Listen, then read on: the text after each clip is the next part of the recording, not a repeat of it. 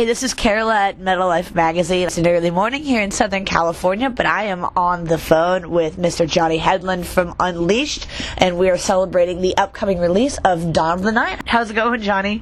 All is great, man. We have, I think you're like a week later in the U.S., or we have a week, maybe I think it's out on the 24th of April here in Europe, so. It's like almost a week and a half. Like, I get that we have to wait, and I get there's like distribution stuff, but May 5th compared to April 24th? Right. Yeah, I think that's pretty unfortunate. I think that's strange. I mean, I'm personally looking forward to myself. I really want to know what people think about it now. I mean, since I've been working on it for 2 years, now I'm really anxious to see what people think, so I can't wait either, you know. So there were a couple things that I wanted to ask you in regards to a couple of the songs. First of all, the fact that starting with A New Day Will Rise, it continues the story of the battle that you told at the very end of Odelheim. When did you know that you wanted to pick up where you left off from an album released 3 years ago, or was this always intentional from the beginning? Since the storyline is really based on a book I've been writing on for, I don't know, 6 years now, so, and it's not completed. The book is not completed, so the storyline of Odelheim on the Unleashed albums are really just small adventures in the bigger storyline of the book. So we spoke about this like 3 or 4 years ago in the band, that maybe we should start doing this, and we agreed, let's give it a try, and I already know now that we will very likely continue the story on the next album as well, the one after this one. Also, all of these characters, right, and these legends, I understand that they come from your Viking heritage, but I would easily say that everything we do, there is always an inspiration from our forefathers' tales. But then if you write something that's going to happen in the future, and based on something that also will happen these days and in the past, then there's obviously a great portion of imagination there as well. I mean, there's a lot of fiction that I will try, and things that happen today will eventually lead to something in the future. And not all of that is explained on the Unleashed albums or the storyline on the albums, but it will be explained in the book later on. So it's something that I've been working on for such a long time now. It's really a matter of taking out the small adventures that I would like to put into a new album, because there are a good number of small adventures that I could make hundreds of songs based on the book, but there's really the trick here is really to pick out which ones will have a smart storyline also on the album. Who or what inspired you to make this album more of a story, or really inspired you to be a story writer in general? I think I've always wanted to do that. I think that's one of the reasons for why I joined the band in the first place. We were formed in 89, and I think even before that, I wanted to write stuff. I wanted to tell a story based upon the Northern tales, and also based upon the Viking traditions and values that are present today, and that was present when I was younger. If you're in a school in Sweden, then they don't really teach you about your own history. They will teach you about Buddhism and Christianity and Islam and whatnot, but they will not teach you about the Viking tales. Wow. Or even, and that's just something that, if you want to battle that, school is not the place, because they will not give you an ounce of freedom into doing or saying anything. So the only thing that I could do was to do something about it on my own. Either I would write a book, or I would join a band and tell my own tales and such, and that's pretty much what I did as well. I mean, I formed the band and started doing it, so. Usually across the pond, when we think of Europeans, like they all kind of have a sense of pride in their heritage, going as far back as possible. So it seems very presumptuous to assume that you would have been raised to bond with your Viking heritage, but you didn't, which is very interesting. So I guess my next question for you is, at what point in your life did you feel yourself bonding closest with your Viking heritage? I would say at quite an early age, because where my grandpa had his land, I spent lots of my time in the countryside. Just being there with him ever since I was a really young I got to look at things in a different perspective. I realized that a lot of the things that happened on that land, and a lot of things that my grandpa inherited from his father, that they didn't just come there from nothing. You know, he didn't really just buy that with money. I mean, he inherited that for a reason. And when all these things started to add up, and then I realized that at some point my son is going to inherit that as well. There's a reason for all that. There is something there that is worth a lot more than cash. So when these things started to come to my mind, I mean, at some point when you start being a teenager, you start to think about a lot of these things that you naturally don't think about when you're 8, you know.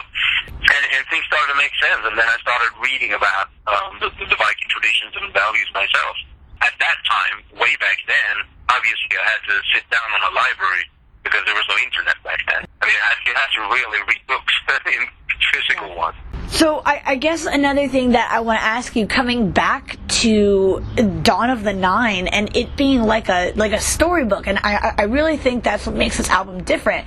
Then I started to think about how bands use the term of a concept album. I don't think that's what it is, because to me a concept is something a little more just like, this is a subject and this is it. But Dawn of the Nine feels more like, here's where we start, we have a rise and a fall, we have a climax and a resolution, just like a piece of literature. So do you agree that this is something more than a concept album? Or to put it simply, would you call it a concept rather than something like a storybook? No, I definitely agree with you.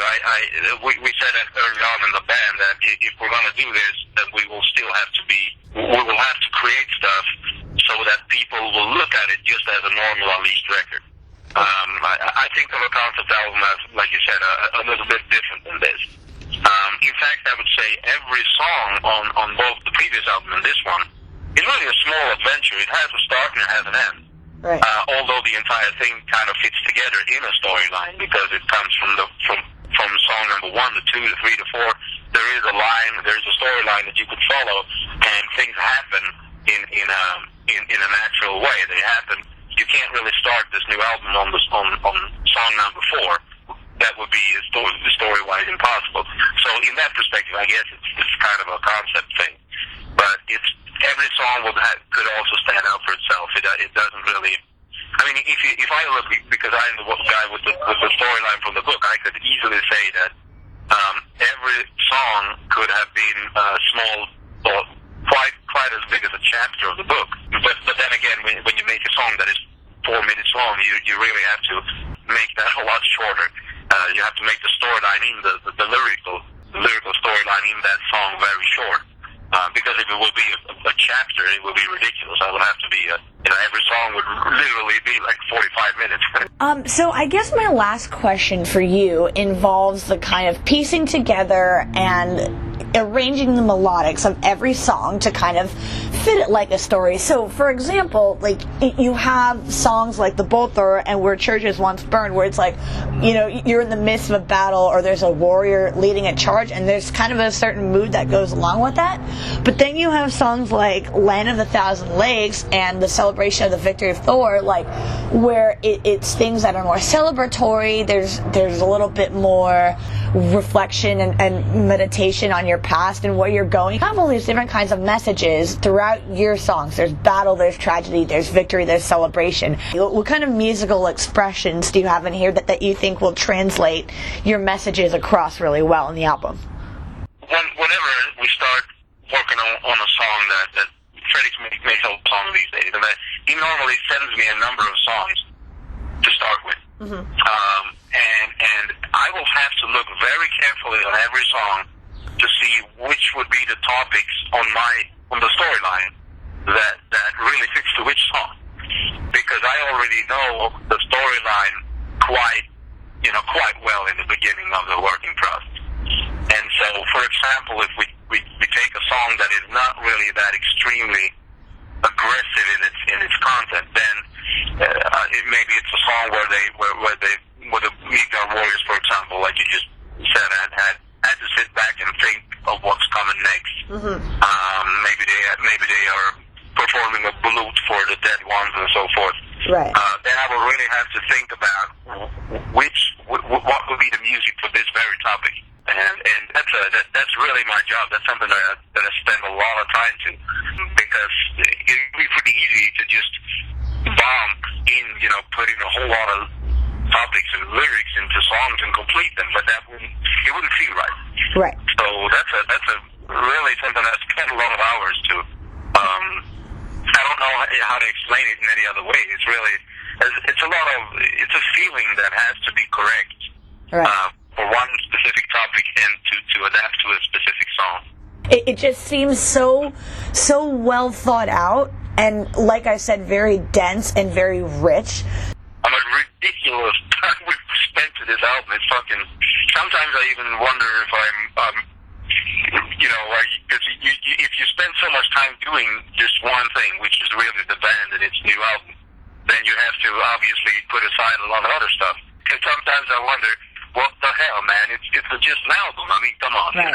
Yeah, I kind of understand your fears and preoccupations with, people just. I mean, the whole dynamic of people even listening to a whole album, but the fact that you're presenting this whole story that I just feel like can't be interrupted or ignored is going to sort of. I mean, in the nicest way possible, it's going to force people to sit and really listen and take in everything on this album, and I really think that's a good thing of you to do. And I've been ridiculously passionate when I write this storyline, and try to adapt it to the music and to really think about all the little details. And sometimes I wish I was just somebody would just make music and lyrics and not think too much about it.